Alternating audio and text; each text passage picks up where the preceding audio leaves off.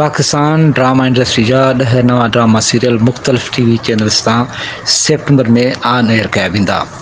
उन्हनि ड्रामनि में सरे फ़हरिस्त हुमायूं सईद जो ड्रामा सीरियल जेंटलमैन आहे, जंहिंमें संदसि साम्हूं लीडिंग हीरोइन जो किरदारु यमुना ज़ैदी अदा करे रही आहे।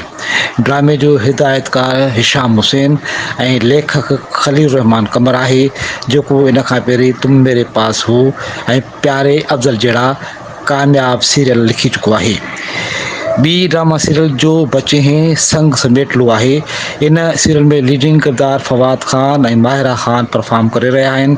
हीअ जोड़ी कामयाब सीरियल हमसफ़र में गॾु कमु करे चुकी आहे ऐं घणे अरसे खां पोइ टीवी स्क्रीन ते गॾु नज़र ईंदी।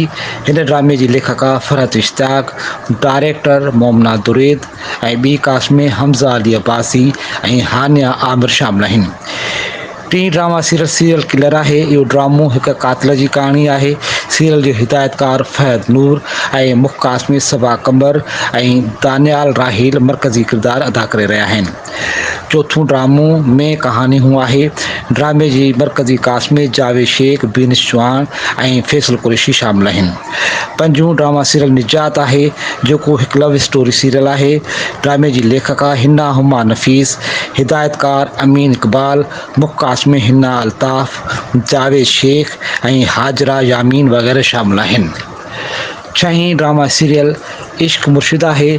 इन ड्रामे जो डायरेक्टर फारूक रिंद ऐं कास्ट में बिलाल अब्बास, दुरा फिशा सलीम, इसरार लगारी ऐं उमेर अना शामिल आहे। जॾहिं त ॿियनि ड्रामनि में खई, ड्रामा सीरियल सुकून, ड्रामा सीरियल खुमार ऐं ड्रामा सीरियल मोहब्बत एक सज़ा शामिल आहे। GM ख़ासि के लिए इबरत न्यूज़ कराची।